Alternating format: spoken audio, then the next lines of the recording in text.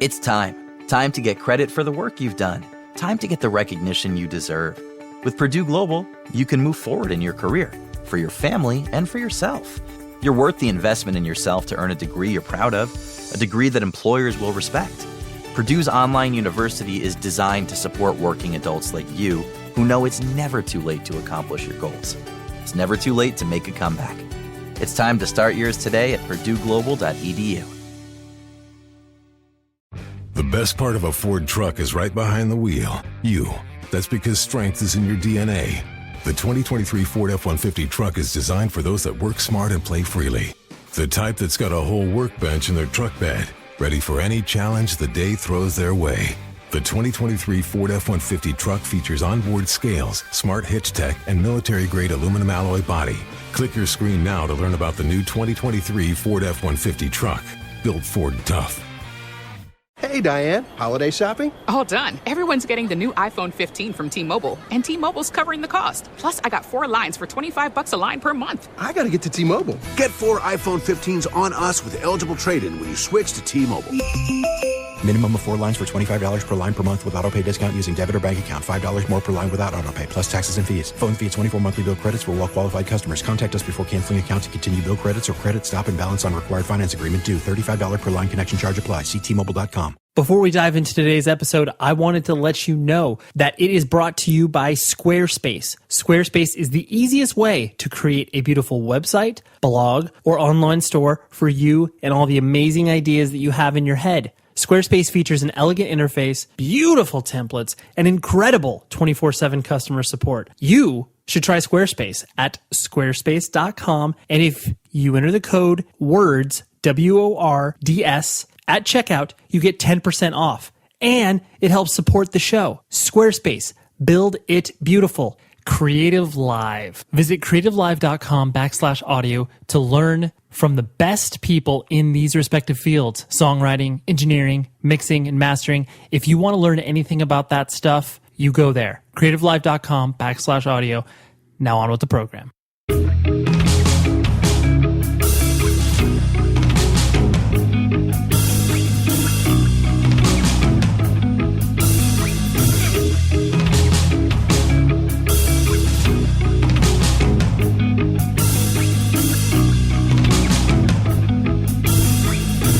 Welcome, everybody, to another episode of 100 Words or Less, the podcast. I am your host, Ray Harkins. You are the listener. Thank you for joining us. We are continuing in our record label month series, and it's actually bled over a little bit. I apologize. It was supposed to fit all of these episodes into July, but then you know what? I took a week off. Summertime, it happens. So I'm very excited to bring you a conversation I had with Mr. Jake Round, the CEO, proprietor, owner, whatever you like to call it, of Pure Noise Records. But before we do that, I want to bring to you a conversation I had with our producer, Tom Richfield.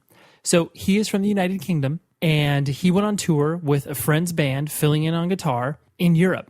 And it was one of those things, I was watching his social media posts as he was going through this tour, and I had an idea, because I think a lot of people that listen to this show don't have a true sense of touring in general. You know, like they see their favorite bands come through, and it's a cool thing. And yeah, you get an idea of like, oh yeah, smelly vans, or if you're a more successful band, you obviously tour in a bus. But anyways, Tom, I think, had a very unique experience just in regards to being on tour in Europe on a relatively small tour and being very, very well taken care of, just because that's how they do things over in Europe. So I thought we'd bring you this very, in my mind, entertaining discussion that will hopefully paint a clear picture for you of what touring life is like over in Europe, and I will interject some of the United States tour stories as well. So here's my conversation with Tom Richfield. After that, I'll do a little intro for Jake. Then we'll hop into the interview, and then we're off and running.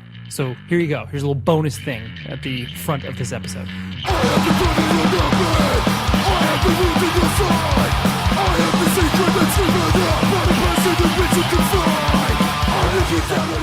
We're here to talk about was this your first tour experience? Like, I guess kind of larger scale tour? No. I used to be like in another not very great hardcore bands that played a couple of European tours as well. Got it. Okay. For some reason, I thought this was like, I knew you had toured, but not to maybe like, because you were gone for what, 3 weeks? Just under 2, give or take. So that you would not define this as your most extensive tour overseas? Or yeah, I guess technically overseas because you are going to Europe, but Exactly, yeah. Although having said that, it takes like technically like 2.5 hours to get from my house to Europe. Right. You took a ferry or do you fly? Like, excuse my ignorance, but Oh no. Yeah, exactly that. We took a ferry from like Dover, which is the southeast of England, to Calais, which is like the north of France, and then it's all driving from there. I got it. You were filling in with, of course, Plug the Band, and what was the tour? Sure thing. So I was filling in on guitar for a band called Deadweight from the UK, who are not to be confused with a Deadweight from the US, which has got members of Champion and Sinking Ships, I think. But Deadweight from St Albans, like north of London, kind of sounds like Hatebreed, but with, you know, like Entombed, Harm's Way guitar tone, etc. I'm sure everybody can picture that pretty well. Right. Basically, you were filling on guitar, correct? That's right. Yeah. What I found so interesting, and obviously why I wanted to discuss with you your touring experience, was just kind of the I don't know. It seemed like the experience that you were having was not only fun, because obviously it was just kind of a 2-week vacation for you in a way. Exactly. Yeah. But you were surprised at a lot of things, I guess, that had maybe changed since the last time you toured, as far as like maybe the way that the band was treated, or maybe how the shows were better. I don't know. Explain to me what was going through your head as you were kind of experiencing the tour as it was going along. Yeah, sure. So, although it's obviously the kind of same genre of music we have obviously in the UK, and we were supporting the American band Hardside, the kind of culture of like shows and hardcore in mainland Europe is just wildly different to the UK, and judging from the comments of the guys in Hardside, like to the US as well. So the average kind of experience if you were a touring band in the UK is you go to play a show, you get paid, if at all, you maybe like pay like £50 like to travel up to a few hours at a time. You won't get any food or any drink or anything like that, and afterwards you're just expected to drive back the same night. Whereas without exception, every single one of the European shows, everybody got paid in full. There was no kind of discrepancy about like how many people turned up at the door or anything like that. There was food available, like vegan food as well. Not that any of us, bar one, were vegan, but the kind of thought was nice that they'd actually accommodate that kind of thing as well. Every single place, the promoter would either give us a place to stay, like either at a hostel or in their own house, or really like mind-blowing things. A lot of the venues actually had like band departments built in, and it wasn't kind of like an anarchist squat. It's actually like really tasteful, like nice furniture, like electricity, running water, like hot showers, like so that kind of thing is just totally alien to what you experience in the UK, and from what I gather from the guides on Hardsides from the US as well. I think some of it's down to like a lot of the places the government will actually kind of fund local like youth centers and promoters actually to kind of like enrich the culture and bring in like overseas art and stuff like that. All they're calling what we do art is pretty generous. That's, I think, how they managed to do a lot of it without going like massively to their own pockets. Is just they actually get like subsidies from the government to do it. As like both like us and Hardside were just like really taken aback by how good that was. Right. Yeah. Because it is always that notion too, where I'm sure like every spot that you turned up that had, like you said, all those accommodations and food and all of these things, it was like, why are you doing this for us? Like, we're two really small, terrible hardcore bands. Like, there are plenty of other people you can spend money on, and this isn't it. Oh, absolutely. I mean, to be honest, like the turnout at quite a few of the shows was pretty bad. So no doubt, even if they weren't receiving like government funding, they would have gone into their own pockets to pay for that as well. But none of the promoters, like even their general attitude, they were like really hospitable and welcome. They weren't bitter or anything like that, or making like backhanded comments about us not drawing enough people or anything like that. They were actually just good, pleasant people to be around. Right. What I guess what countries did you play that you noticed the kind of, sort of subsidy program, or was that something that you just kind of like through conjecture you figured out, or did the actual promoters kind of, as they were hanging out with you, express that? A couple of promoters just kind of mentioned it as well. It's kind of a double-edged sword because in Germany, I know for sure, the promoters sort of have to pay royalties for songs you play as well. So like we had to fill out forms about like our set list, and if we were like playing a cover, you have to report it, and then the bands who we covered would actually get royalties, which is pretty funny because one of the shows, I think 5 different bands played Redneck Stomp by Obituary. So they're probably getting a half-decent royalty check at the moment as well. That's funny. Obviously, here in the United States, there are, performance royalty programs that monitor major venues and stuff like that. But I imagine that some of those places, like I've never played a show in the States where they had you like fill out your set list, like that's pretty.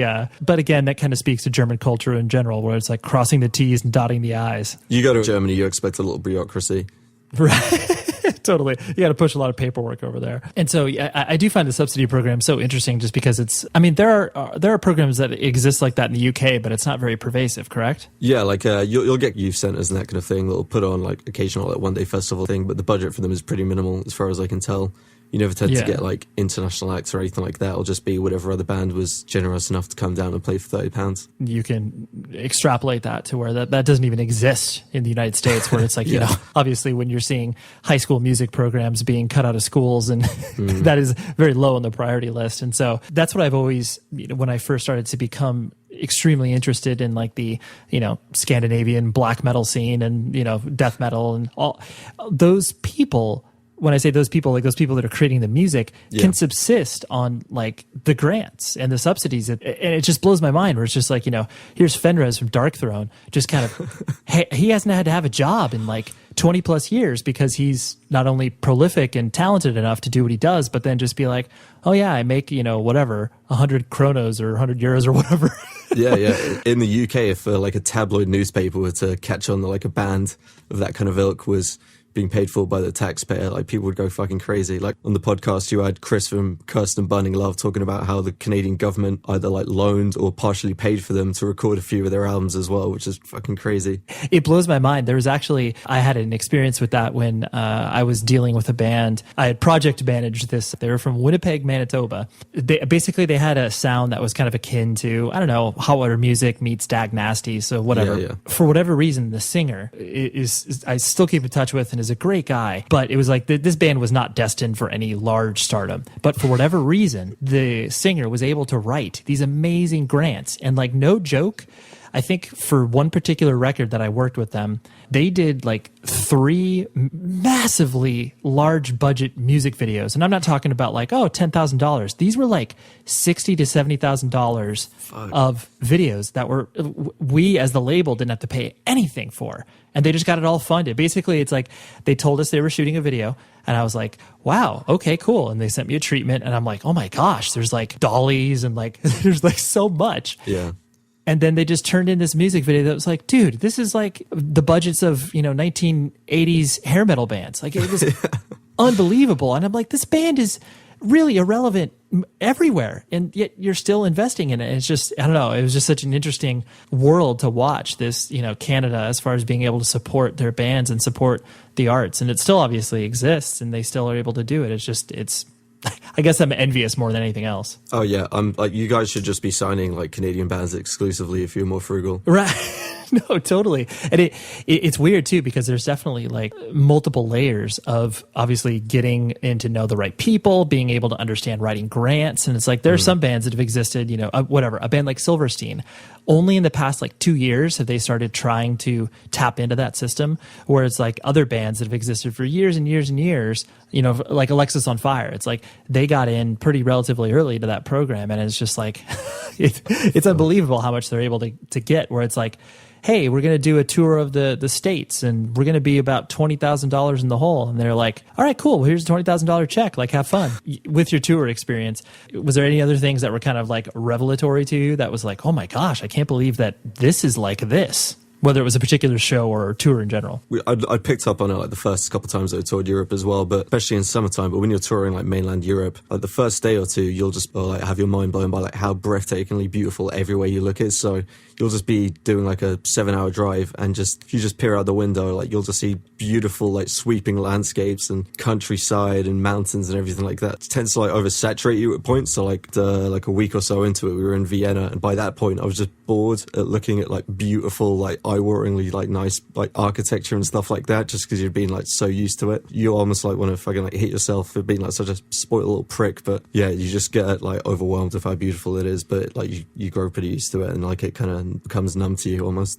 Right, you become desensitized by it. It's like, oh wow, here's another 700-year-old building. Like, exactly. great. Like if you're like touring in the UK, all you're going to see is just like dull, completely characterless motorways for the vast majority of it. Yeah, it is funny too, where people that, I mean, such as yourself, who obviously you've traveled to California a few times now, and obviously California's beautiful. A lot of people envy the lifestyle that happens out here, but then when push comes to shove, there's so many places where you're just like, well, yeah, but we don't have a history. Like you can't point. I mean, yeah, you can point to things that are 150, maybe 200 years old, and like that's cool. But then there's nothing that, like you said, that's more breathtaking than being like, oh my gosh, here's this thing that's centuries old, and I'm standing right in front of it, and it still exists. And it's absolutely. We went to a place called Berchtesgaden, which is basically where Hitler used to live. So we commemorated that by like driving up the hill, listening to Drake. Because I can't think of anything that would spit in his face more than like a black Jew being successful. Sure, but yeah, that's it's just perfect. the thing. Yep, this is where Hitler lived. That's amazing. Yeah, you're like,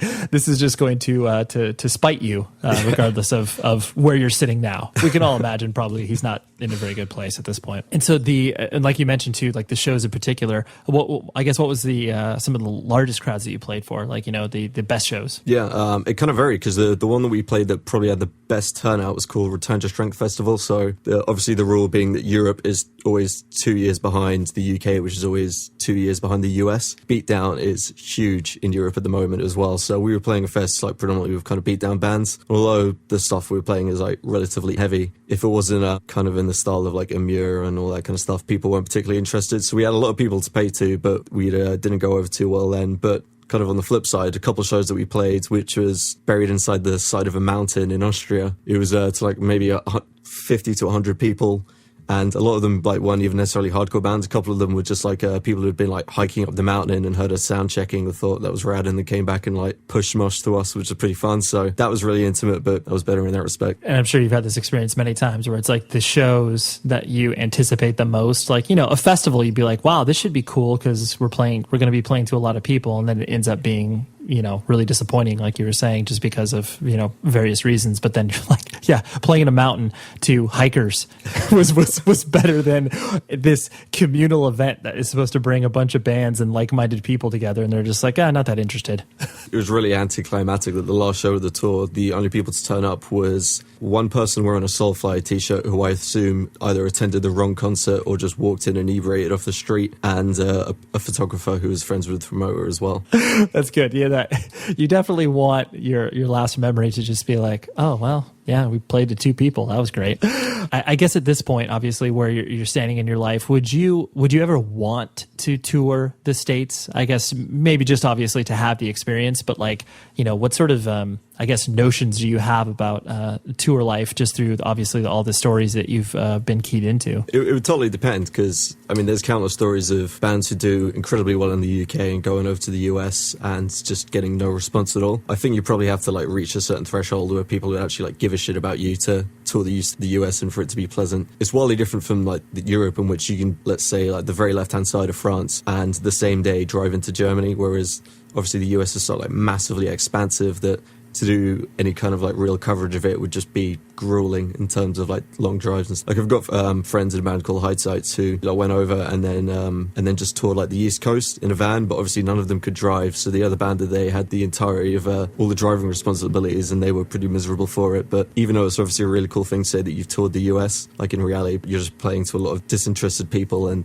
doing some pretty horrible drives in between. Especially too where the bands that are from Europe and obviously are used to playing a certain type of show and then maybe go to a different territory and are just like completely shattered, where they're just like, what? The shows are supposed to be like this? One of the most stressful times in my life was when I was working with the band Heaven Shall Burn from Germany. Undisputably one of the largest bands from that sort of genre of music for, in the mid 2000s, they were just a powerhouse, Yeah. For years. It's like, their records would sell really well over here in the States. It's like, I remember the first record that I worked with them on was this record called Antigone. And it was like, it was perfect for the time as far as just like metallic hardcore is concerned. Yeah. But it was, I think we sold like 25,000 copies of that thing. And I was like, what? Who is buying this? Like, this is a vegan straight edge band from Germany. Like, why do people in the States, like, I could see it selling 2,000 copies, but not this many. So anyways, it just kind of kept motivating us to want them to come over here to the States.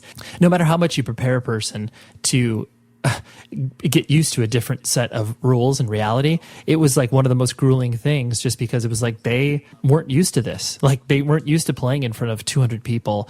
And it's not like they were complaining about the turnouts, but they were just like, oh my gosh, like we've got a 12-hour drive, like all those things that you're talking about, they just weren't prepared for. And it was like, just have it like, honestly, day after day of me talking to them being like, but this is like, I really don't have any explanation besides, but this is just the way that it is. And it was like, it was so hard to just like break down those expectations and barriers of what it was that they were used to versus what we're delivering to them as an audience. It was honestly, it was ultimately disheartening because it was just like, man, last thing I want you guys to do is go back home and be like, oh yeah, we're never going to tour the States. Yeah, and I think that's what's happened. They've never toured the States again. One and done. For the bands that go the DIY route and are just like, hey, we got like a 6-week tour of the States. It's like, dude, if you're still a band after the end of that, like, more power to you. You guys are better people than most bands. I mean, that's one thing if it's like kind of done DIY, but I've got a friend who's doing guitar tech on Warped Tour at the moment, and I'd expect him to be seeing like loads of beautiful exotic sights and that kind of stuff, but the reality is he's looking at different car parks with slightly varying like weather conditions.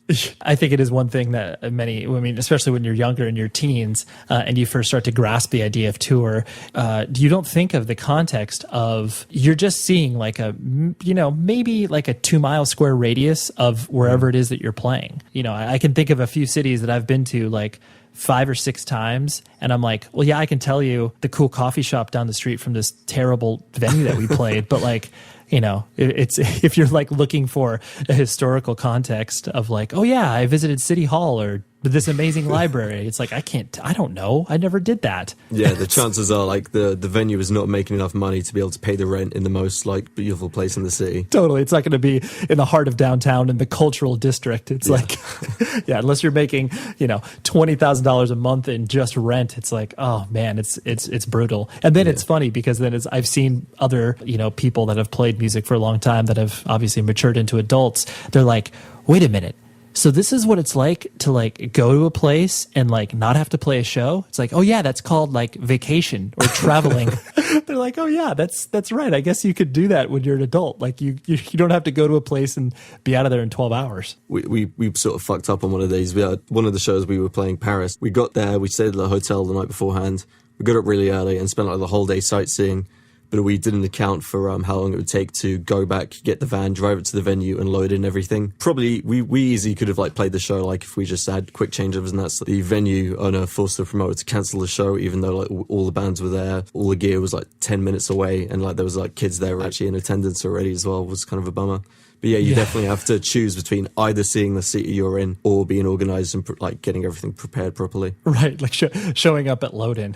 No, that's true. It is so sad that you have to make those decisions. It's like, oh wow, should we soak in the sights and see something beautiful, or should we just spend 4 hours loading in and then waiting around and then trying to figure out what is a place that we can kill time at. Yeah, trying to like beg somebody for a Wi-Fi password. Like I said, it intrigued me, and I think it is interesting for people that just don't think about playing outside of their particular country or having that experience of like, oh wow, like bands and people are treated differently in different countries. On that kind of topic, I would absolutely encourage anybody in the UK to do it, because the barrier for entry for touring Europe is so fucking low. My first band, the entirety of our like discography was one song that we had on MySpace. We managed to do like a 10-day tour of Europe and come out like profitable as well. Okay, you just blew my mind right there. So you had one song and you booked a 10-day European tour and you didn't like die financially? Exactly. It was a good song, but like not enough that we should have been able to carry the whole tour on our backs on it. Right. The MySpace MP3 boom of being like, oh man, look how many plays I got today. I think we managed to book the entire tour for MySpace as well, which is impressive in its own right. That's completely impressive. Wow. Hats off to you. I'm glad that you've had multiple experiences in filling in for a band. And then, so you've probably, how many songs have you created to tour Europe? The second tour, we were uploading the EP like at people's houses that we just recorded, which sounded terrible. Okay. And then this one, like, it was actually for a band who had like a few EPs under the belt, so it was actually something for people to listen to beforehand. Okay, got it. Because I would have just loved to have this notion that you, for whatever reason, like were able to tour Europe, like 4 or 5 times on just like one song, and then now you got to tour again on songs that you didn't even write. It's like exactly like minimal effort involved, and you get to see like some of the world's coolest sights. That's awesome. Well, I keep hoping that you get to have that experience more and more. So yeah, hopefully that was enlightening for you to hear a perspective on what it's like to tour, because touring is such a weird thing. No matter where you're doing it, it's always incredibly unique. I think Tom's experience was very indicative of that. Like I said, Jake Round is on the show. Pure Noise Records is a force to be reckoned with. I've known Jake for a long time. I've wanted him on the show for a while, and then I figured, what better time than the present? So here's my discussion with Jake, and I will talk to you at the very end of the episode. This show is sponsored by BetterHelp. Let me tell you, the holidays are awesome. They've got some great moments, whether it's spending time with friends and family, gift giving, all of the things. I personally love Christmas lights. Like, I can't wait to put them up. It just makes me feel warm inside. But there are moments where it's like, man, it's overwhelming, or I'm feeling really alone or sad. All of the things that just, can kind of compound it during the holidays. That is why you need to take a beat and maybe take that moment for yourself. Give the gift of time to yourself. And that's honestly why I love dipping into therapy. That's why I also love working with BetterHelp, because they make finding a therapist online so dang easy. So if you're thinking of starting therapy, give BetterHelp a try. Like I said, it's entirely online. It's designed to be convenient, flexible, and suited to your schedule. Just fill out a brief questionnaire, and then you get matched with a licensed therapist, and you can switch therapists at any time for any reason at no additional charge. Please, in this season of giving, give to yourself as well with BetterHelp. Visit betterhelp.com/Ray to get 10% off of your first month. That's BetterHelp, HELP.com/Ray for 10% off your first month. Take care of yourself, please. This episode is brought to you by Toyota. We all agree that reducing carbon emissions is a good thing, and once again, Toyota is leading the way. We hear a lot about fully electric vehicles, and Toyota has them, with more on the way. But we also know a BEV is not for everyone, whether it's because of cost, range, or concerns about finding a charging station when you need it. Plus, the raw materials used to manufacture batteries are limited. Enter Beyond Zero, Toyota's vision for a carbon-neutral future, in vehicles and in manufacturing plants too in the years ahead. The materials used to make just one long-range battery for an EV could be used to make batteries for 6 plug-in hybrids or 90 gas-electric hybrids. That's why Toyota's position today is electrified, diversified, empowering you to choose how to reduce your own carbon footprint with the vehicle that's right for you. A hybrid, plug-in hybrid, or battery EV. So shop, learn more, and get details at toyota.com/beyond zero. Toyota, let's go places. When you get a new car or a new home, your first reaction might be to say things like, "Oh yeah," or "I can't believe it," or "Booyah." But what you really want to say is the one thing that can get you the help you need. Like a good neighbor, State Farm is there. State Farm is there with coverage you need for your car, your home, and even boats, motorcycles, RVs, and other things that matter to you. With a State Farm agent, you know someone is there to help you choose the coverage you need. With so many coverage options, it feels good knowing you can find what fits for you. And when you need ways to get help, State Farm gives you options there too. In person or on the phone, with your local agent, or on statefarm.com, or their award-winning app. State Farm lets you do things your way. So, when you need help protecting the things that matter most, remember to say, like a good neighbor, State Farm is there.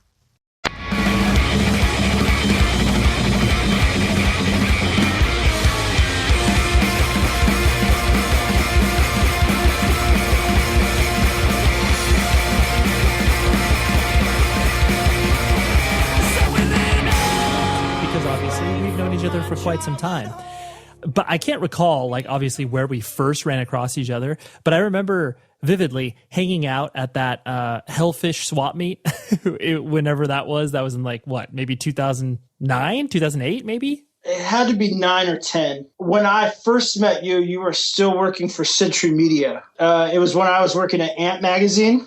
And so I would occasionally email you about press stuff. And I remember at the time, Century was trying to get into more hardcore stuff, and they had Terror and Stick, and I think you were sort of maybe involved in the A&R side of that. And I was really excited about those bands, and I was kind of playing in a band myself at the time, so that was based in Southern California, even though I was living in Northern California, so I was around a lot. But I definitely remember that swap meet. I thought that swap meet was so cool. I don't know why we never did it again. No, I definitely enjoyed it too. I think, I remember you from emailing, obviously, like you said, around the time that I was at Century Media. The swap meet experience was it was really fun, even though it was obviously really small, like whatever, I'd say maybe 60, 70 kids came throughout the whole day, but it was just such a fun vibe to be able to obviously hang out with everybody and, sell a few records here and there. But it was, I definitely remember how much fun that was. I bought a Have Heart 7-inch from you.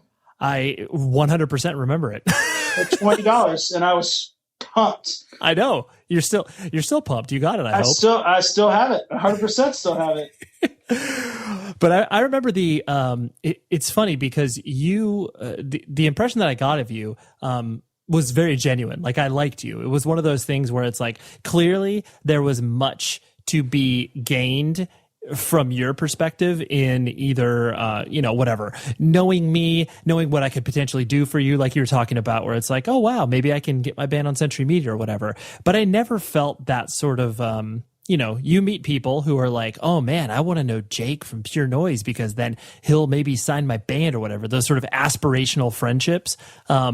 But I never got that from you. I think that's a really, right before I came here, I was meeting a guy who does promotion for Columbia Records, who just moved into the area, who was just like a suggested meetup from a bigwig at Sony who's taken an interest in me since we did a distribution deal there. And it was actually, it was sort of one of those types that you're talking about where you meet up with someone and you're like, maybe this guy can introduce me to so-and-so or something. And that's definitely part of the music business, I think. It's sometimes a negative part.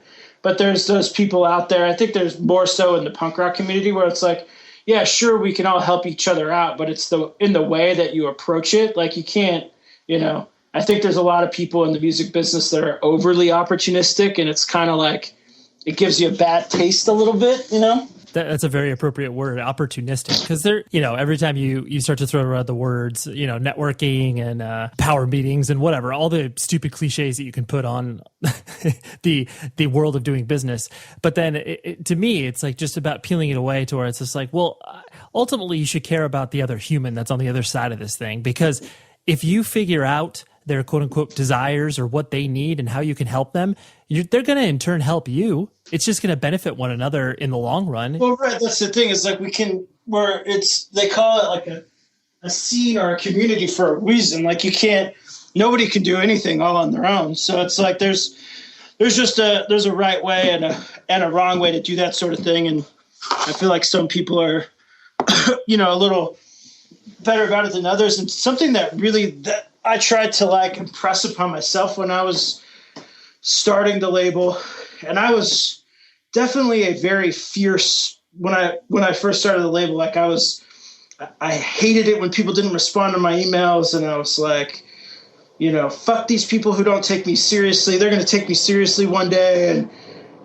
And now that we've had a little bit of success, I have a little bit more perspective on, maybe some of those people were busy, maybe they weren't just blowing me off. But when you're young and sort of starting out, you're a little more like tenacious about it. But I think something for me that I really still try to do to this day is like, I try to respond to as many emails as possible. And if a demo makes it all the way to my email, like if somebody manages to circumvent the demo collection system, then I make a point to listen to everything that makes it to me regardless. And even just recently, I had one come through from a manager that I didn't recognize the name, and I was about to delete it, and I was like, no, I don't do that. And I pressed play, and now I'm halfway into signing the band. So there you go. Like, it's definitely, it's hard when you're starting out to sort of get people to pay attention to you. And I think it's been one thing that I like about myself is I try to give other people,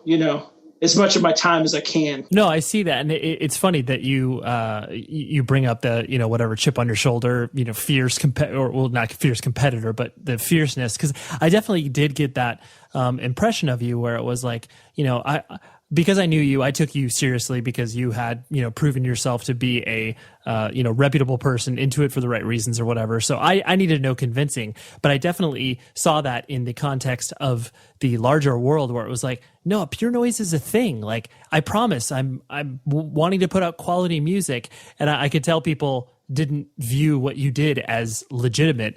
So you did, I could see why it took some years, Yeah, right. I mean, it still takes, I remember when I was first starting out, I was like, there's my main general goal was to put out some records that I thought that people would talk about for a long time, because I knew if we just put out really great stuff, the sales side of it would take care of itself. But there's a few benchmarks that I really wanted to hit. And I really wanted to have a band play the main stage of the Warped Tour, like a punk rock band, one of my bands, and, a band that I believed in.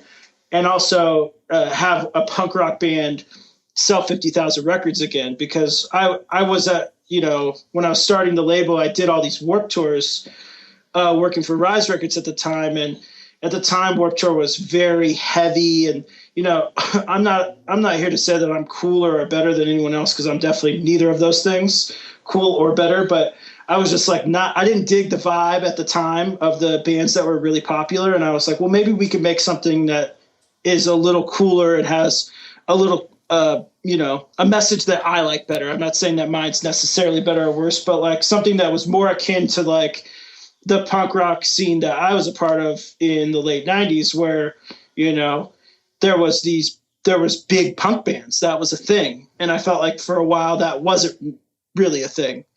And, achieving those things has been great, but then there's still here I am 6 years in, and it took me 6 years to even get in the door at my local radio station, So it's you check one thing off the list, there's always someone else that doesn't want to let you in. So I think it's kind of important to not get too caught up on those things. All you can do is really the best you can do with what you got, and try to be the best representative for the bands that you can be, with the resources you got. Totally. It's an important point. I'm going to back things up because we'll obviously get to a few places within the Pure Noise universe, as it were. But you yourself, you were born in Southern California, correct? Down in Orange County, I'm from the 909, was born in Upland, and I lived in the Inland Valley my whole young adult life.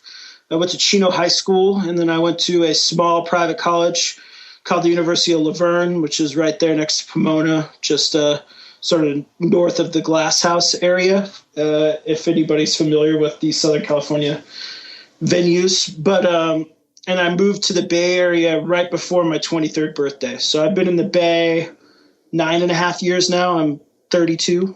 Okay, got it. Yeah, because I thought that you had been raised down here. So what was your family structure like growing up? Like mom and dad in the house, brothers and sisters?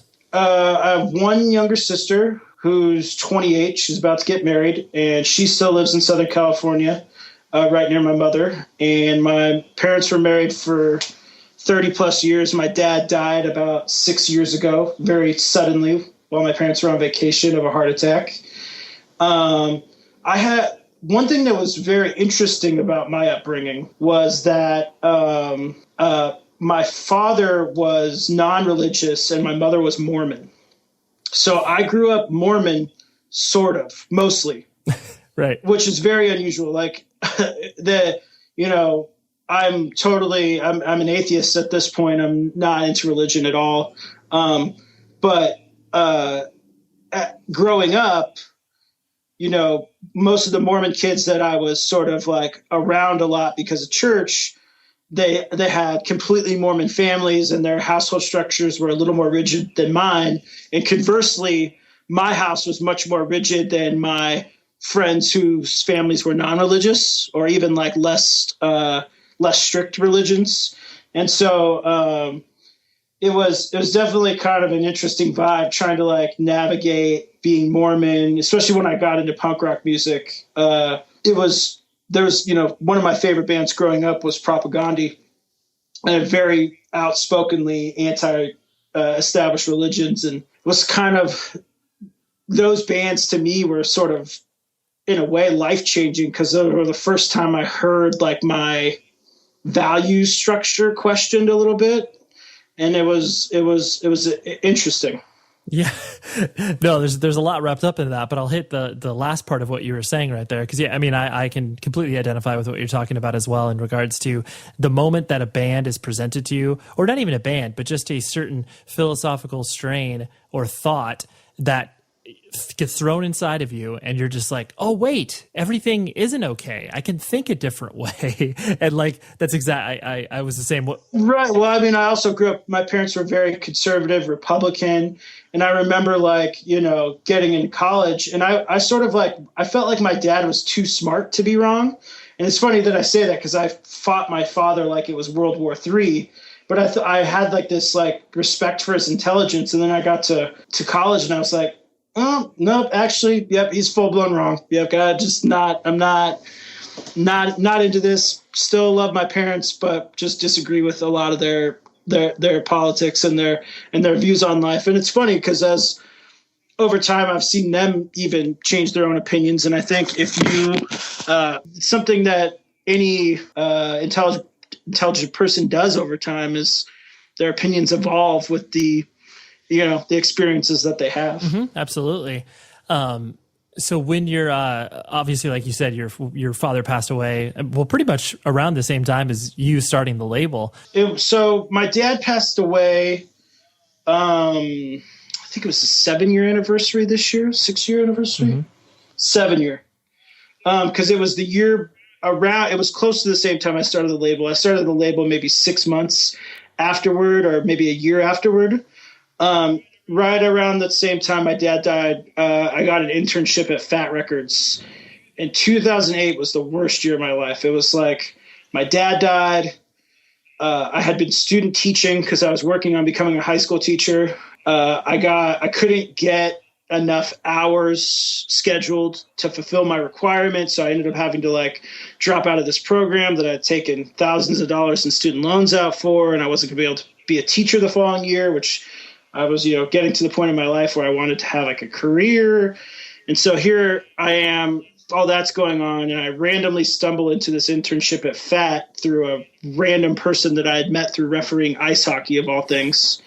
Her husband was friends with the label manager at FAT. And I was like, man, I would do anything to intern there. So I started interning at FAT. And from there I got a job at Magazine. And this was all within, give or take on either side of my dad dying by about 6 months. And I started the label maybe, started things in motion about 6 months after my dad died, and put the record out maybe a year or so after.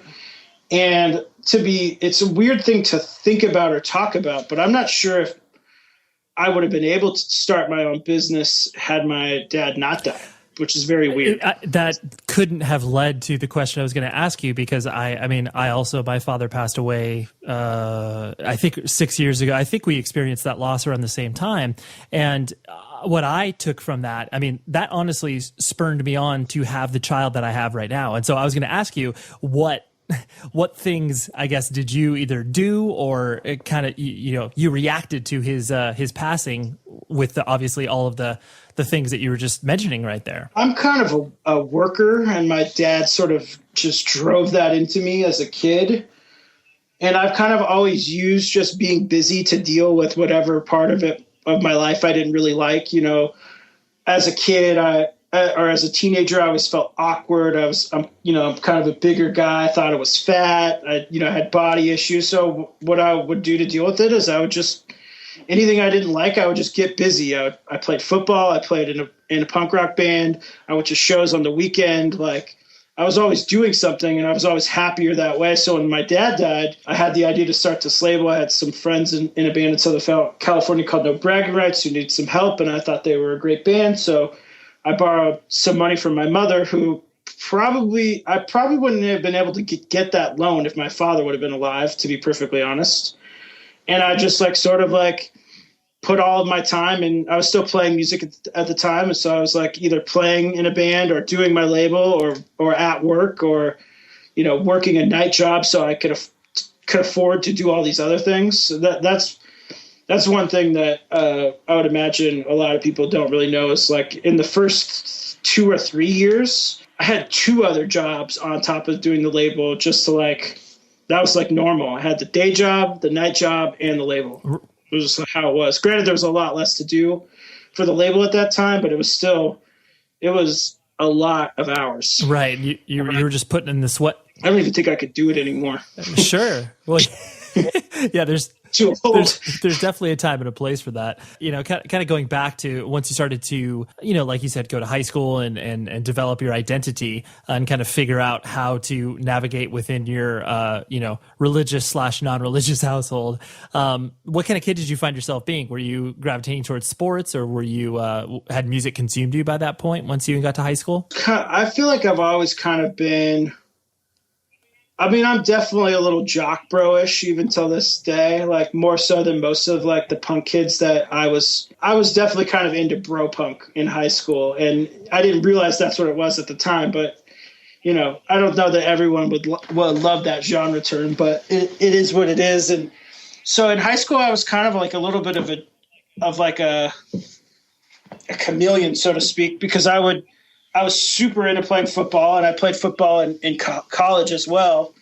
But I was also really into like Fat Records and Epitaph bands, and even some stuff that was like a little more oi than that. Like I always thought of it as like street punk, like, you know, Total Chaos and The Business and stuff like that, which some of my friends were really into. It was never my favorite stuff, but I would sometimes go to those shows. And so I was sort of the guy that would like, I'd be walking out to lunch with like my Letterman's jacket on, and there'd be like the group of like, you know, crust punk kids with the butt flaps, like, and back patches. And I'd be like, yo, you going to the Dropkick Murphy show this weekend? They'd be like, yeah, all right, I'll see you there.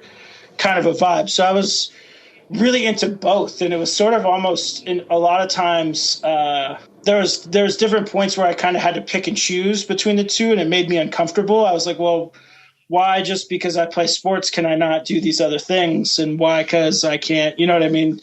The culture doesn't always align for people. Like, you know, those groups aren't, you know, historically best friends. So it was sometimes tough for me, but at the same time, not tough, because I just liked them, and I still like them. I mean, I have season tickets to the Raiders to this day. Like I'm kind of a believer that you can be into whatever you're into.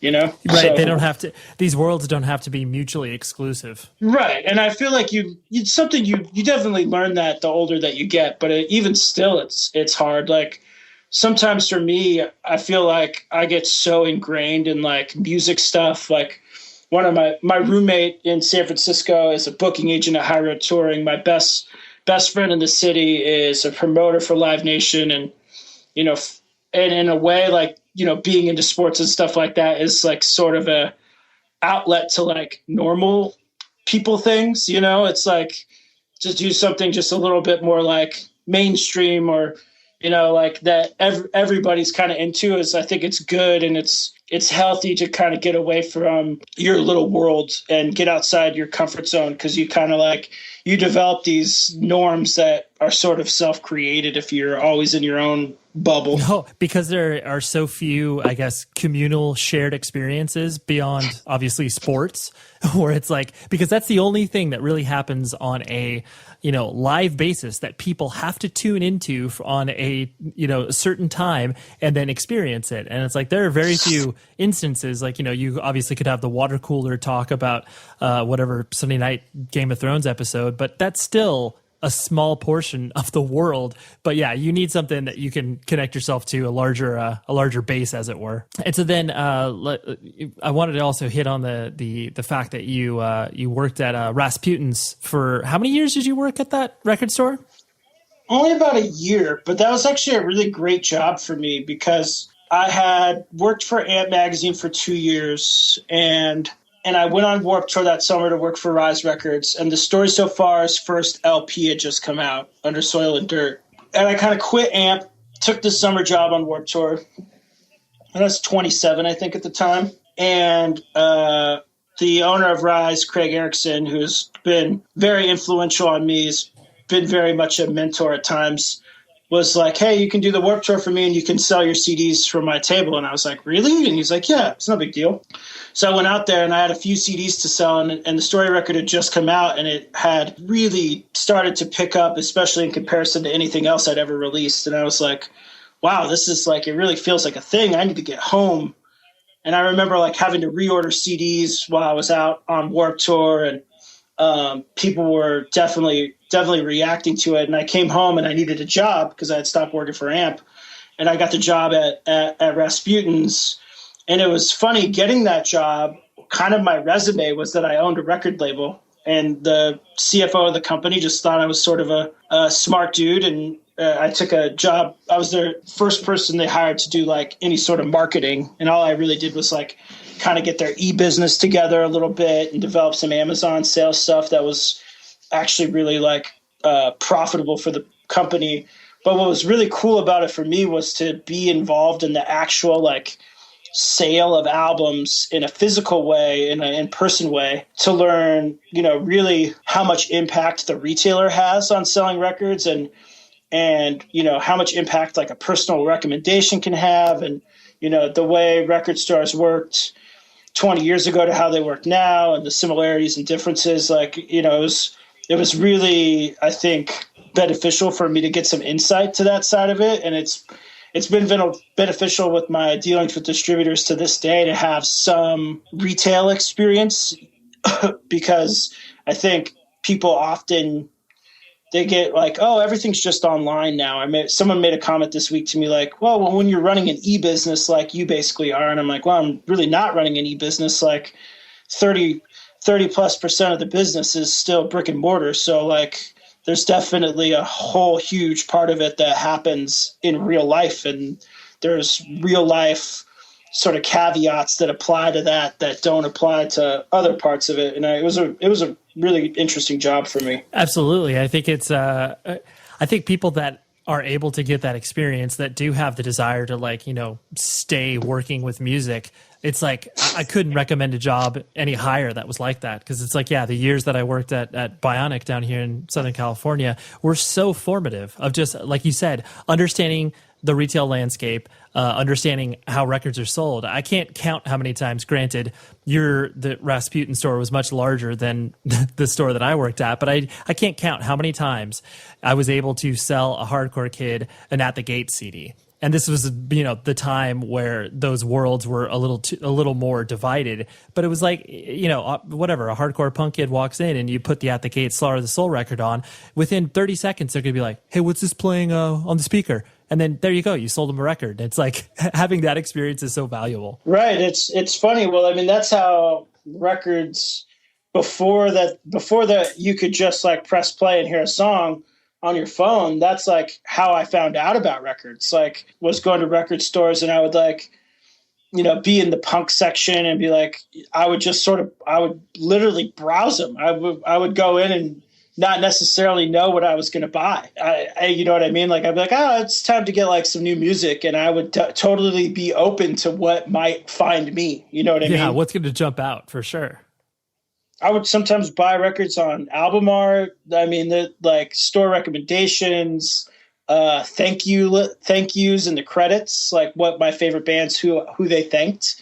I would look at, you know, it was definitely a little different experience in the brick and mortar world. And kids ask me, one of like the most common questions I get is like, oh, I want to work for a record label, or I want to do this, or I want to be a booking agent or a manager. How do I start? And I think one of the easiest ways to get your foot in the door, to get any sort of taste, is to work, you know, any retail music you could get. And, you know, a lot of people in the punk rock community want to thumb their nose at Hot Topic, but there's nothing wrong with working there. And they support a ton of independent artists and labels, and in any retail experience that you can get that's like that, where anything that's local to you, where you can get an idea of how, like, you know, things sort of work and the mechanics of making a record and selling a record is valuable, whether it's working at Hot Topic or your local indie record store, or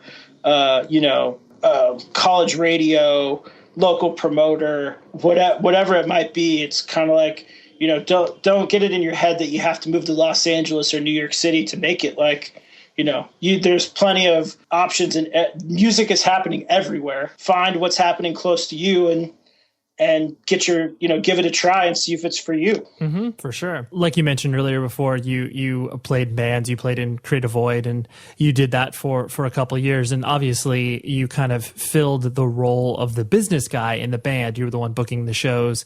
And it's obviously been well documented that, that's what you did for the band. Was that a learned trait, or was that one of those things like you wanted to put that on your back because you just enjoyed that experience? I think I've always been a mediocre musician.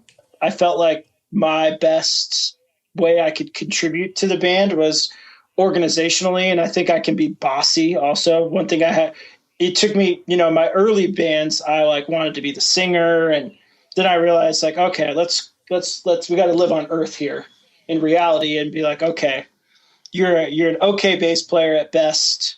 So maybe, why don't you learn another skill, a different way to contribute? And I think that's a good point to make, because just there's so many other parts to music outside of being like an amazing, gifted, talented musician, ways you can contribute to the community at large that aren't making music. And I think I sort of self-taught myself how to do a lot of things. Like all my first tours, the first tour I went on, this is pre-GPS. I was taking MapQuest, and I would just staple the directions from one venue to the next. And they're like, hey, can we try to find a McDonald's? Nope, not unless it's on the way. We can't, because we don't know how to get there otherwise. And, it was just booking shows through MySpace and email and calling promoters and sort of trying to connect with local bands to see if they would book you a show in their city in exchange for you booking one for them. And, it's stuff like that sort of, it was honestly, that part of it was almost if not more fun than being in the band itself for me, but certainly not everyone feels that way. Right. For sure. So, hey, I've got to interrupt the show for a minute to talk to you about Squarespace, and not just because I have to, but because I want to. This is a product I love. I'm sure most of you experience this. Your parents, they may not be technologically savvy. So a while back, my stepfather, he owns a vet clinic, and he was like, hey, stuff about computers. Can you help me get a website? And I was like, you know what? I can. And in less than 20 minutes, I had a fully functional website for him for the business. Showed it to him. He was like, wow, when did you learn how to code? And I was like, just in my spare time and all that sort of stuff. I played it off because that's how amazing this website is. You don't need to have any coding experience necessary. You can dive right in, and it looks professionally designed, and no one will know unless you tell people that Squarespace helped you out. It's trusted by millions of people and businesses around the world, and it'll cost you $8 a month, which is ridiculous. That's like nothing, comparatively speaking, to the empire that you are going to be building after you launch the website. You get a free domain name if you sign up for a year. That's incredible. So here, seriously, drop listening to this podcast. Start your free trial site today with no credit card required. They're not requiring that. That means you can play around, see if it's for you, but I promise it will be. So go to squarespace.com. And when you decide to sign up for the service, because you'll be blown away by all this amazing stuff that they offer you, please use the code WORDS, WORDS, to get 10% off your first purchase. Seriously, there's no reason for you to not do something cool with your time and your life. Don't be a fail. Anyways, Squarespace, build it beautiful. We have a very incredible sponsor on the show this week, Creative Live. I have firsthand experience in seeing how these people conduct their courses and do their business, and it is awesome. It's so high quality, it blows my mind. So I'll break it down for you like this, is they take the luminaries within certain fields of creative arts, so songwriting, engineering, mixing, mastering, taught by people like Tommy from Between the Buried and Me, members of Converge, Periphery, Dillinger Escape Plan. So they take these people, really, really focus on the intimate details of why they are successful at what they do, and then give you the tools on how to do this. It isn't just like some broad stroke class where it's like, oh yeah, like I'm not going to show you the mixing board that I'm using. It's like, no, here's the knob, I'm turning it, here's the setting I use. It is very, very specific information that is incredibly valuable. And it's not just like some crappy YouTube tutorial. This is like high production value, multi-cameras, and so much good information. So visit creativelive.com/audio to see some free previews and to learn about these courses. Because like I said, it's awesome stuff. So if you're interested in any of those fields, which if you're listening to this show, you probably are, go to creativelive.com/audio, check out some samples, and then ultimately buy a few courses. Because they are such good stuff. I've bought a few, and I do not regret them for 1 second. So thank you very much, Creative Live. And now here is my discussion with Jake. I definitely think there's a valuable lesson that you learn when you do that, obviously at such a young age, because you do have to balance that line of like not being the sort of dictator of your band, you know, where it's like, hey guys, I'm the default businessman, so I'm going to go ahead and make these decisions for us and really not check in with anybody or whatever, just because I know that this is the best move. And then sometimes the drummer who may not care about anything is like, hey, wait a minute, I need to make some decisions because like someone told him something somewhere, you know? Right, totally. And I think bands are really a great focus group for sort of like group activity as far, or what's the word I'm looking for? Like, you know, we did group work in high school and stuff like that. It's like there's sort of the social politics of being in a band and like making decisions together and having to work as a team can be so intense because there's art and opinion involved. Like really everything is opinion. Every move you make, quote unquote move, whether it's to play a show or to not play a show or to tour or to not tour, to write a song this way or that way or whatever it might be, it's all subjective. So it's hyper subjective. And, you know, it takes a certain kind of person to work in a group like that. And I think having been in several failed bands depends on your definition of failed, but several bands that like, you know, were just DIY bands that were, you know,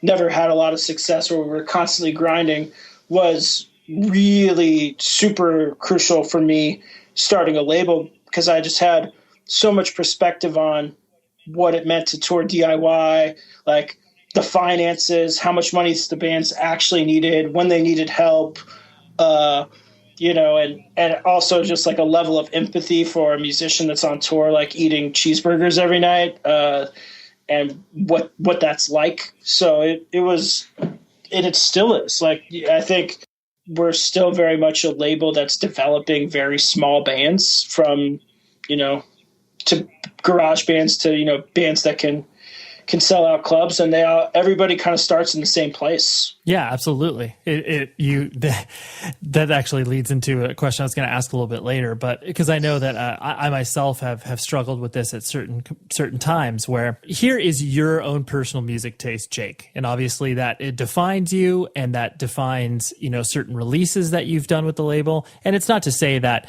everything that you release, you like the same, because obviously there are certain things where it's just like, oh yeah, this is more like my personal taste versus what I know could be a good move for the label. But then I do like it. It's just not, maybe isn't. It's not my number one. Totally. It's not apparently in your wheelhouse. Have you had to kind of struggle with that in your own head where it's like, okay, here are these bands that I love and I put their records out and like no one cares from a sales perspective. So therefore I need to make the business decision to not continue to work with the band. Tell me your evolution on that, because I know it's a big struggle for a lot of people that I don't think it's readily discussed. I think a lot of the times when something isn't connecting, it sort of works itself out. Like I'll use a personal example. A band that I think that we worked with that hasn't connected as much as I thought it would have is the American Scene. I think the band's incredible. I was also very close to the members of the band on a personal level that made it more difficult. And, it just got to a point financially on everybody's sides, the band side, my side, that like it just didn't make sense for them to be a full-time band anymore. And that was super difficult. And it definitely has put a strain on my personal relationship with some of the people in the band, and it was a difficult thing for me that I 100% lost sleep over. It's like somebody that you view as like one of your best friends, somebody that you spend a lot of time with, and all of a sudden you're on the outs over stuff that in the long run really isn't that big of a deal, a little bit of money or a little a touring opportunity or like this or a disagreement over business things. And it's totally difficult. I think some of the times it works itself out more easily, and the band's just sort of like, okay, this isn't working out, we're going to move on and do something else. And other times it can get more personal like that, where it's difficult. And I think I have a little clearer picture of now because I have some experience. But, when I was first sort of starting the label, I was just like, all right, I got one band going. I'm just going to shoot bullets and hopefully they land where they're supposed to land and everything's going to connect and we're going to be this great, big, huge label. And that's just not the case. Like some things connect that you would have never thought connected. I've had a couple of those where I was just like, wow, I can't believe this is doing so well. And some that, that I thought were can't miss shots and just no one cared on a sales level. So it could go both ways. And it is tough. I think when it really gets tough is when you have as many bands as we do now, where I think we're at like 22 active bands on the roster, where it's just like, I have me plus 2 full-time people and several contracted like freelance people that definitely, make up to be probably another couple employees. So you can just call us, a company of 5 or 6. I only have so much bandwidth. So for me, if I'm going to sign a new band, I have to take a look at, can I service that band, well and do a good job for them? Because a recording contract is a big misconception is that it just obligates the bands to something. It also obligates me, and I take my obligations to the bands very seriously, and I try to provide everybody with a level of attention and service that they can be stoked about, that like we're taking their art seriously. And it's tough when you have to like thin out some things that you might want to not let go because it doesn't make sense totally. And it's just, it's part of the business that isn't fun. Sure. Did you actually have to like run into that wall in your own head where it's like, hey, maybe what like I like doesn't necessarily sell, so I need to think on and when I say like, oh my gosh, I'm going to make a shit. The older we get, absolutely. I mean, my label, I set out to be, I started it when I was, 6 years ago, and I had my palette then was very different than it is now. Like if you would have told, I'm really into country music, which if you would have told me that 10 years ago, I would have laughed in your face. Like I hated it. And so, what I'm into now isn't even close to what I was into when I started the label. But I would definitely say that I've kind of stuck to, if I don't at least get it, I've passed on several bands that are very successful right now that I've been like, oh, passed on that one because I just didn't get it. I was like, I don't think this is very good. Like, I just don't get it. And now and they've been super financially successful. And it isn't because I think I'm better than it. It's just like, I don't feel right necessarily signing myself up to work for a project that I don't believe in. And that doesn't mean that I think that every record that we release is my favorite record. It's just, there has to be something about it to me that I get, that stands out to me. Why is this good? Why is this great? Why will people care? And it could be something as simple as like lyrically or musically, or they have this great personality, or they're amazing live. What is, like, I got to be able to understand it. You know what I mean? It doesn't have to be my favorite record, but I have to get it. You know what I mean? And a lot of times I've taken some chances on things and that weren't my favorite when they started, and they've grown on me. I'm sure everybody has records that grow on them, and it's I think every record's different, but for me, I haven't really gone like, well, this is what's really selling right now, because I think when you get into that, you're like, it's a slippery slope before you're firing blanks, like, well, maybe, throwing darts at the wall, hoping they hit. Like, I think it's like, it's a better business model as a record label to sign things that you believe in. Obviously, there's there's some question in your mind on whether how it's going to do and what you should spend on it, et cetera, et cetera, et cetera. But it all comes back to like, do I get what this band is trying to do? Do I get what makes it different from every other band? And do I think there's an audience for this that I can take it to? Right. This episode is brought to you by Toyota. We all agree that reducing carbon emissions is a good thing, and once again, Toyota is leading the way. We hear a lot about fully electric vehicles, and Toyota has them, with more on the way. But we also know a BEV is not for everyone, whether it's because of cost, range, or concerns about finding a charging station when you need it. Plus, the raw materials used to manufacture batteries are limited. Enter Beyond Zero, Toyota's vision for a carbon-neutral future, in vehicles and in manufacturing plants too in the years ahead. The materials used to make just one long-range battery for an EV could be used to make batteries for 6 plug-in hybrids or 90 gas-electric hybrids. That's why Toyota's position today is electrified, diversified, empowering you to choose how to reduce your own carbon footprint with the vehicle that's right for you. A hybrid, plug-in hybrid, or battery EV. So shop, learn more, and get details at toyota.com/beyond zero. Toyota, let's go places. When you get a new car or a new home, your first reaction might be to say things like, "Oh yeah," or "I can't believe it," or "Booyah." But what you really want to say is the one thing that can get you the help you need. Like a good neighbor, State Farm is there. State Farm is there with coverage you need for your car, your home, and even boats, motorcycles, RVs, and other things that matter to you. With a State Farm agent, you know someone is there to help you choose the coverage you need. With so many coverage options, it feels good knowing you can find what fits for you. And when you need ways to get help, State Farm gives you options there too. In person or on the phone, with your local agent, or on statefarm.com, or their award-winning app. State Farm lets you do things your way. So, when you need help protecting the things that matter most, remember to say, like a good neighbor, State Farm is there. It's never too late. Never too late to earn a degree. Never too late for a comeback. Between your busy career and taking care of a family, it can feel like there's never a good time to go back to school. But your time is now. Time to start your comeback with Purdue Global. As Purdue's online university for working adults, Purdue Global is dedicated to supporting adults like you who know it's time to earn the recognition you deserve. You have the experience, you have the knowledge, it's time to get credit for the work you've done.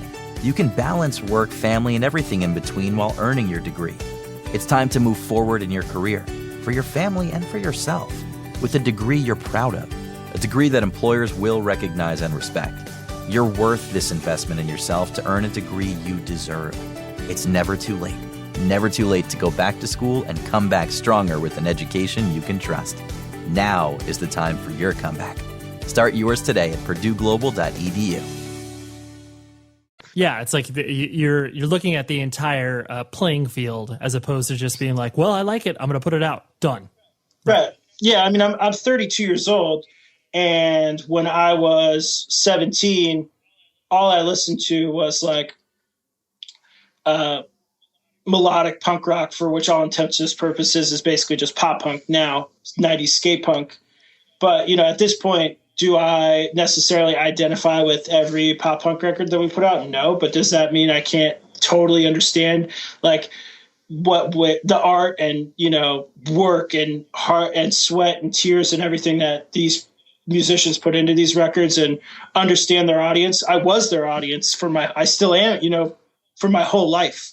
So I think on that side of it, the older you get, the less you're going to identify with music that's created by a generation you're not necessarily a part of. You know what I mean? No, absolutely. It's a good point. You've mentioned in previous interviews before, like your mother is your accountant. Like what is, when did you actually like bring her on officially, or was she always just kind of like on the side?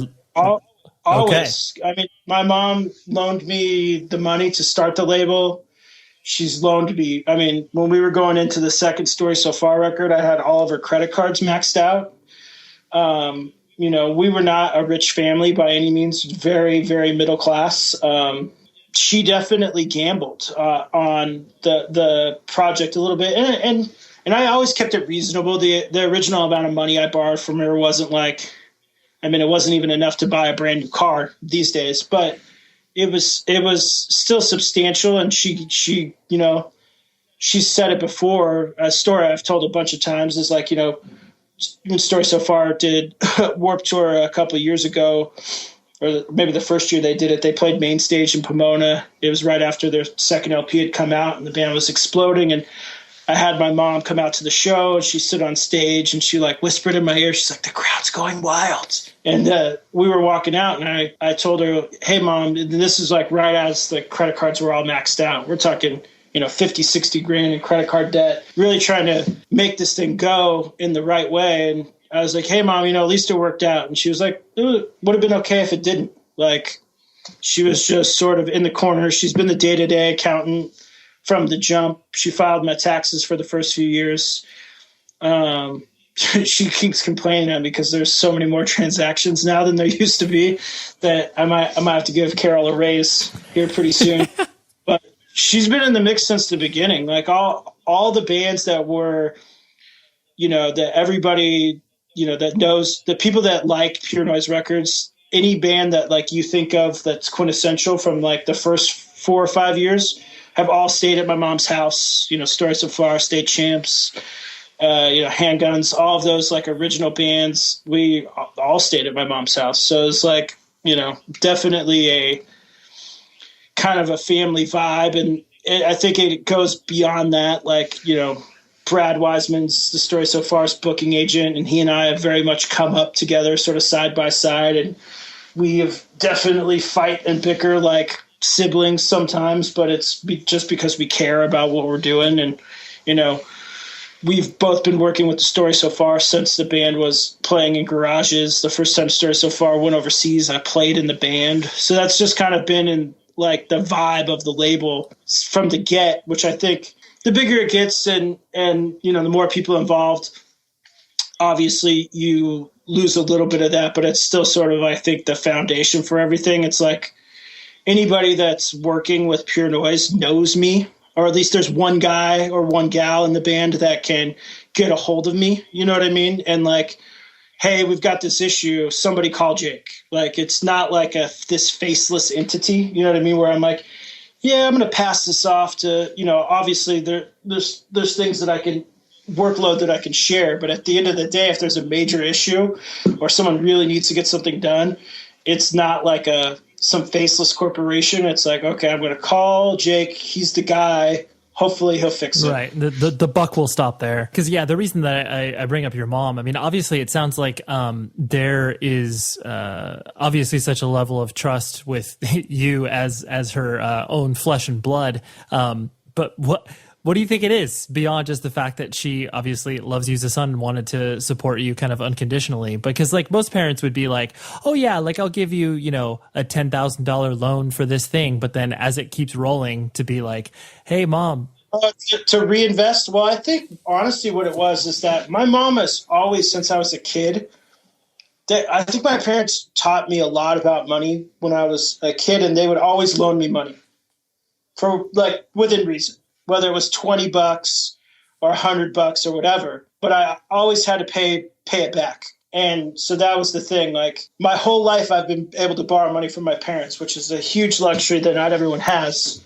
But the thing was, it wasn't like they didn't expect it to come back. Like if I borrowed $1,500 to like put a deposit on an apartment, I was paying them $200 a month for the next 7 months, you know, to pay it off. You know what I mean? And so I made such a point to pay her back that it was I don't think it was too difficult for her. And because she was the accountant, she was full aware of exactly how much money was coming in every month. True. So she could see if she had a chance to get it back or right. not. She's like, hey, if I see this head in a different direction, you best understand that I'm going to go ahead and take this money. I'm going to recoup my investment. You know, the only time it was ever scary was going into that record. Because the funny thing is that I think I paid her back after the third year. Like I was like, oh, I've got this little bit of, there's usually some extra money floating around Christmas time. Obviously everyone has like Christmas sales and stuff like that. And I was like, oh, sweet, I'm going to pay this debt off. Because I'm not as good as paying things off, chipping away. I really like to just get to pay off an entire debt and then focus on another one. So I got overzealous and paid her all off at the same time. And then 3 months later, I was in for $50,000. So it was like, oh yeah, I'm going to need some more. And we kept cash advancing on these credit cards. And, it was like, there's been a couple points actually where we've had cash flow issues. Like I paid that back, and then I had to borrow more again after that a couple of years ago, or maybe a year ago or so. Really only in the last 18 months have we really been coming to this is getting into nerd business talk, but a place where we're not cash strapped. And, starting a business from scratch, you really learn. I never set out to be a business person. I thought I was going to be a high school teacher. You really learn how the rich get richer, because it takes so much money. It takes $5,000 to make $1,000. And, to get your hands on that is super difficult. And if it doesn't go right the first time, it's even tougher to get the money the second time around. So it's been definitely a trial by fire exercise that we've sort of been fortunate that we've certainly had plenty of losses, but our wins have been, greater than the losses. Right.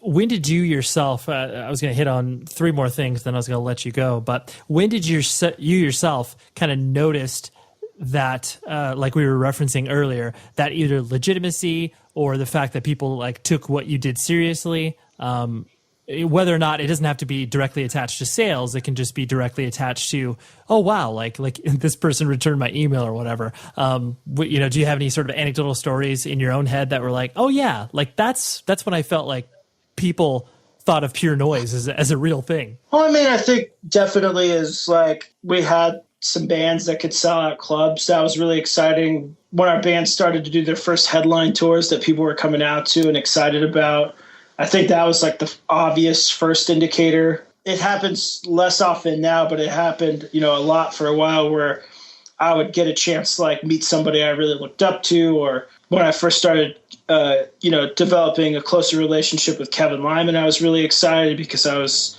a kid that went to Warped Tour and I was super into it. And I was like, man, I would have never, what I always wanted to do was own a record label. Some kids wanted to, be pro baseball players. I wanted to own a record label.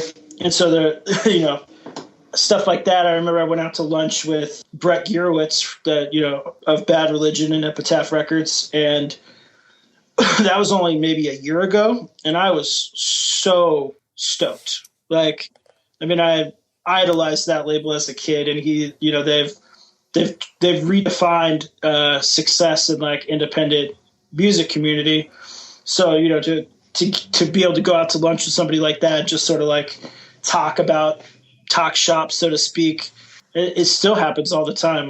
Little things pop up. I'm like, wow, you got to kind of be thankful for what you got. And I think it's cool that I still get to be excited about stuff like that. And it's not always I'm more excited about going out to lunch with Brett Gurewitz than I would be about going out to lunch with I don't know, some George Clooney or some famous actor. You know what I mean? Right. Yeah, there's definitely a different level of excitement for that. It'd be like, oh, that's cool, as opposed to oh, dude, I'm super nervous about this. I don't know, Oh, I was legit nervous. I remember I was driving my mother's car into LA, and I was like, what's this going to be like? And it was just we were just hanging out, and I'm looking at there's Offspring's Smash record on the wall. That's one of the biggest selling indie records of all time, maybe the biggest. And I was just like, this is so sick.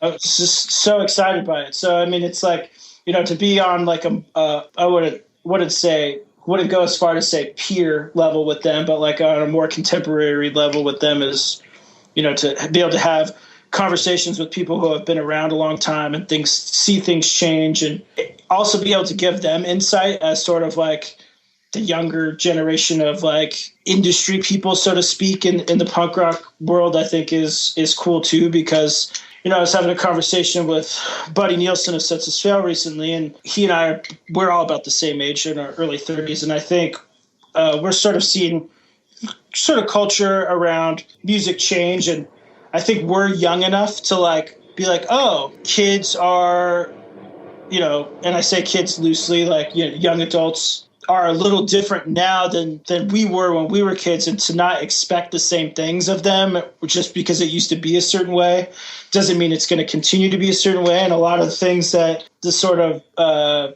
community at large is demanding now, some things are changing for the better, and things are more accessible, and it's easier to talk about issues. And, you know, I think it's important to recognize that and to not just like brush it away as like, this is like, you can't be, as you get older and more established, it's really important not to be bitter, I guess is the only word I can think to apply to. It's supposed to be like, okay, this is different. This is why it's different. And there's merit to that. You know what I mean? And it's kind of, well, I'm in a cool spot now because I'm old enough to be taken seriously, but not too old to be completely disconnected. Because, you know, at some point you hit that threshold where you're like 45 and you're just in a different land, you know, culturally speaking, than, you know, the sort of tastemakers that make up a music community that is basically revolves between the ages of 15 and 23. Like you were mentioning, you know, the desire to like, you know, be a boss and be a business owner, like some, you know, obviously a business owner is exciting, but then, you know, when you start a record label, you're not like, oh man, I can't wait to like have a bunch of employees I can tell what to do. Is there a certain, because you've deliberately kept the label very tight as far as the people that you work with, and you're not over hiring, because obviously you see that happen with many indie labels where they have a staff of 10 people all of a sudden and then it's like it evaporates. Is there a desire to kind of keep it at the level that it's at depending on the workload, or is it one of those things you would like to grow into a level of, you know, Hopeless or Fearless or Epitaph like you were mentioning earlier? I think some of those labels, and maybe they know something I don't. Honestly, I had this conversation with someone recently about some of the other larger staff labels that are in the same world as us. And it almost makes me insecure at times. Like, oh man, maybe I need all these people. And then there's the other side of me that's like, what are all those people doing there? So it's like, you know, I've never had the experience of a large staff, so that doesn't jump off the page at me. That said, I think we will definitely add 1 to 3 people in the next 18 months. Probably 2 is probably the real magic number. You know, I'd really like someone to be like our head of digital, but we're getting more now. Like, you know, the first person I hired was this kid, Cahill, who was, you know, he's not a kid, he's in his mid-20s, that was like the main DIY hardcore promoter in Sacramento. He did all the shows at Branch Street. Like, he's been around a long time. And he doesn't have any music industry experience. He used to work for Disney and was like a marketing guy. And we're at a spot now where it would be really good for us to hire somebody who has worked for a distributor or something like that, to get like, because so much of my knowledge is self-taught and I'm constantly learning from the people that are more in sort of like into the machine of it all, and less in the artist sort of side of things. And it's important to learn things from them because it helps you provide opportunities for your bands who are just trying to make great records. So for us, I think we're at that spot where we could really use 1 or 2 people that have some experience that I don't. You know, I think the best thing I could do is to hire people that are smarter than me. So I think we'll definitely add some people on. To sort of add to your question, I hate being a boss. I don't think I'm very good at it. I think I'm really good at being like a self-starter and working for myself and doing my own thing. It's like, I've been trying to press upon myself to like have a more, you know, communal work environment, make sure everybody in the office is in the know. I have a tendency, because I did the label myself for so long, to just like be like, what do you mean you don't know so-and-so's going on tour next month? Of course they are. Like, I knew that. How come you didn't? Why have you done this thing? I'm like, well, you never asked me to do that. And I'm like, well, that's a really good point. I never asked you to do it. Can you do it now?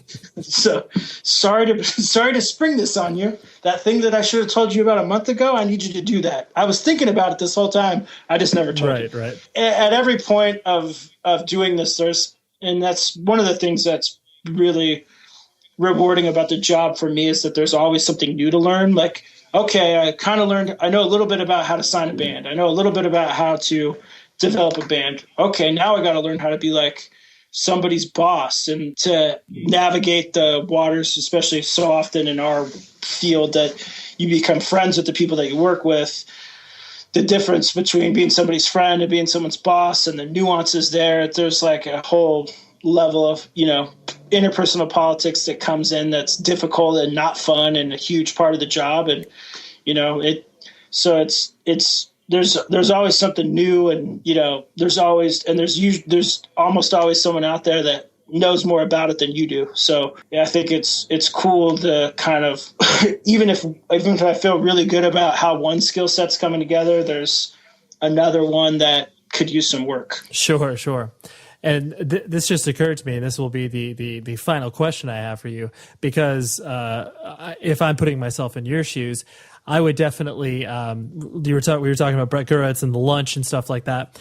Was there a very deliberate fashion choice you made? Like, did you wear a band shirt? Is it one of those things where you're like, all right, this is the sort of statement that I'm making? Where did you land at that? I've gone almost exclusively white tee or black tee in my old age. I feel like I went casual, but like not too suit-ish. Maybe I wore a collared shirt. I was definitely nervous. Right. Well, I think that's a hard thing it's kind of an interesting question, because like people refer to like music industry people so often as suits, and like you would never wear a full-blown suit to like a punk rock event. But at the same time, you're like, well, I don't know if I really want to wear like a pair of torn up Vans either. What is the dress code here? Like, what is expected of me?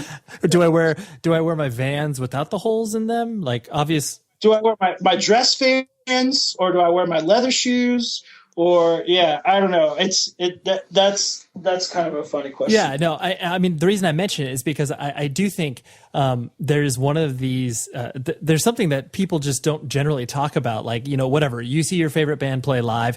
One of the guys in the band is wearing a T-shirt of a band you've never heard of. It's going to prompt you to listen to that band, and I think that I would say more often than not, people are very deliberate in their choices of that. I mean, to apply my own life to it, like you see a band like Story So Far, who definitely has had some more mainstream success, but really considers themselves to be like a beacon punk rock band. And so you'll see them they're going to wear their coolest shirts. I mean, they're going to wear their Nail shirt or their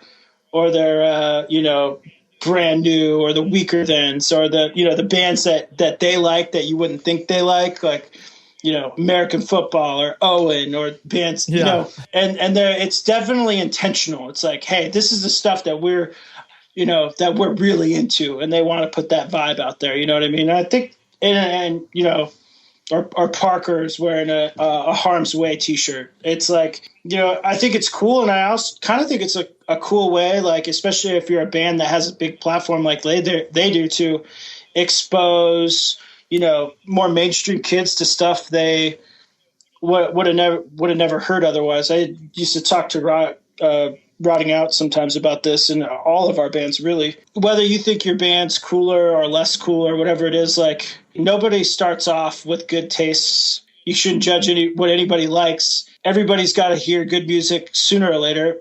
Might as well be yours. You know what I mean? Like, you could be the band that takes a kid from liking, pop radio to hardcore and punk. Mm-hmm.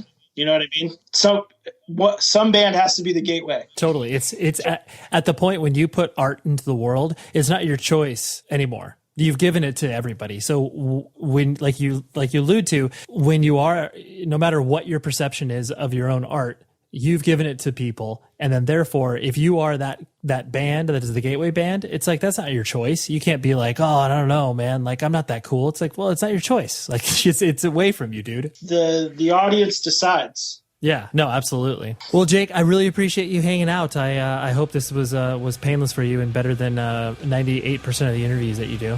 I truly enjoyed it. So there you go. There was Jake. There was Pure Noise.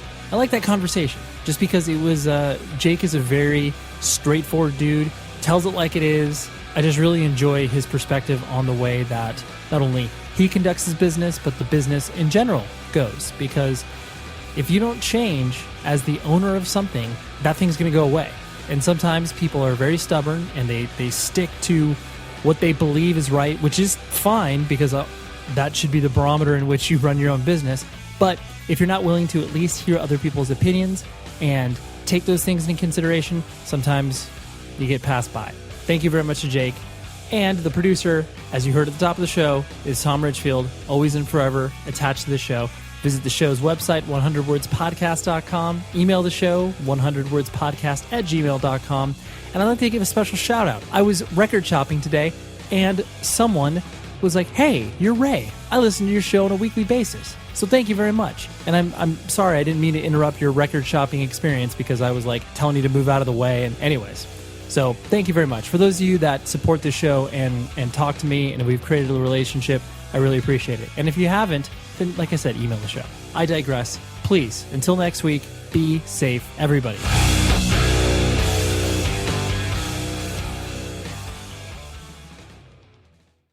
With the Lucky Land Slots, you can get lucky just about anywhere. This is your captain speaking. We've got clear runway and the weather's fine, but we're just going to circle up here a while and get lucky.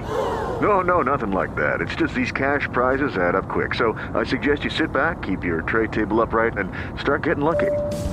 Play for free at LuckyLandSlots.com. Are you feeling lucky? No purchase necessary. Void where prohibited by law. 18+ terms and conditions apply. See website for details. It's football season, and you can now get almost anything you need for game day delivered with Uber Eats. What do we mean by almost? Can Uber Eats deliver foam fingers? No. But chicken fingers? Yes. Touchdown dances? No. Buttermilk ranches? Yes. Field goals? No. Grilling coals? Yes. There you have it. Get almost anything for game day delivered with Uber Eats, official on-demand delivery partner of the NFL. Order now.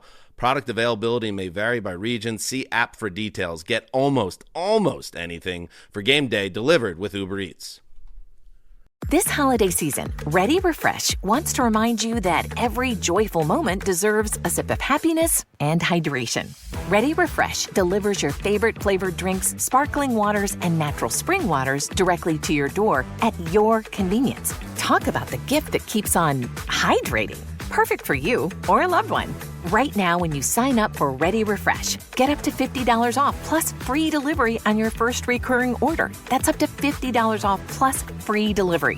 Terms apply. See ReadyRefresh.com for details. ReadyRefresh.com. Stay refreshed effortlessly.